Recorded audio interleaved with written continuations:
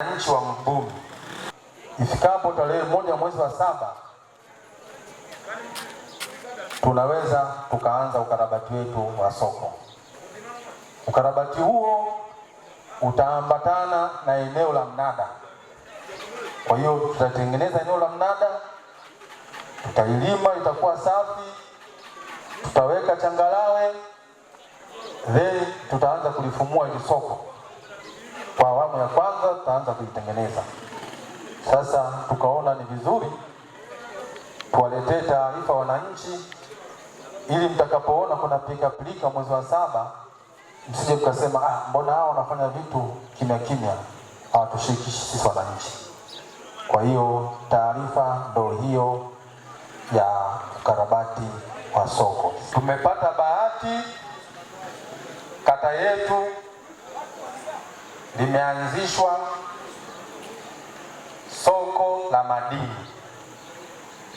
Kwa wale wanaofahamu, ukipita pale ujenzi, ile iliyokuwa ofisi ya ujenzi, kuna baadhi ya vyumba vimetengenezwa sasa kuwa soko la madini, na tunategemea soko hili kuweza kufunguliwa mwezi wa 3.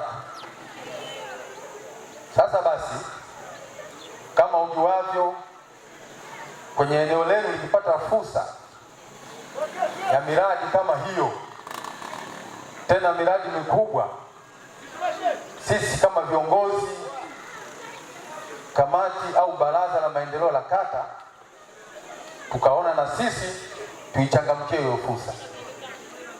Tukaenda tukaonana na mkurugenzi ambaye ni mwezeshaji kwa ajili ya soko la madini, tukaongea nao.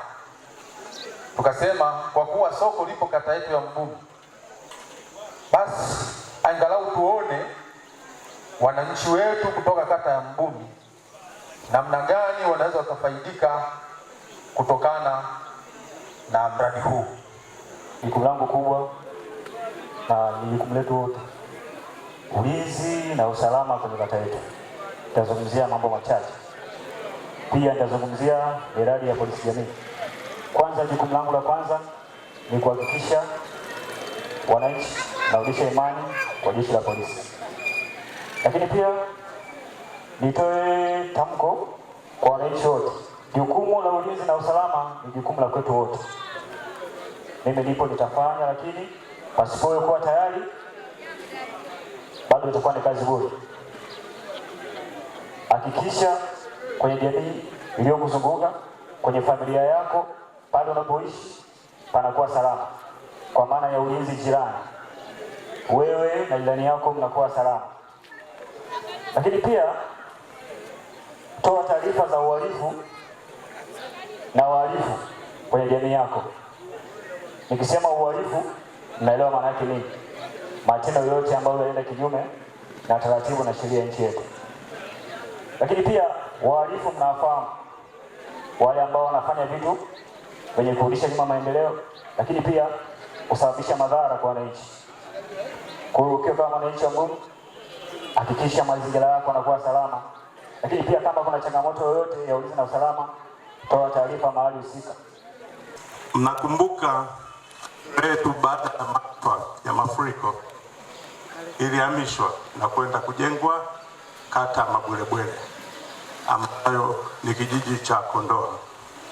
Sasa kilichokuwa kinatokea, watoto wetu wanaotoka kata ya Mbumi kwenda kusoma kule, kuna umbali mkubwa, kwenda na kurudi, gharama za wazazi walishinda kumudu hizo gharama, ilibidi wahamishe watoto wao.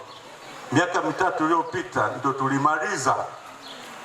tulimaliza yani lile zao la watoto wa kata ya Mbumi kwa Mkondoa.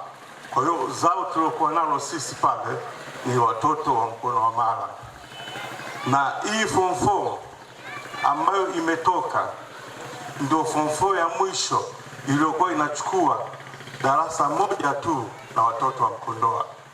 Tofauti na wenzetu wengine, unakuta ana shule hata 5, 6, watoto wanatoka sehemu tofauti, wakienda pale ushindani unakuwa mkubwa. Lakini hawa watoto wachache wanaoenda kule walikuwa wanahama, na sisi tunapokea mtoto atoka Chabima wapi akuja anasoma pale. Sasa basi nini kipo hadi sasa? Ile shule wakawatoa kabisa, wakafuta ule mpango wa mtoto akifaulu pale anakwenda Mbumi Sekondari, yaani zao la Mkondoa likawa aliendi pale. Mnapoona matokeo mazuri kwenye shule jirani, ndio zao la shule ya Mkondoa, nao hawatoki kwenye hii kata.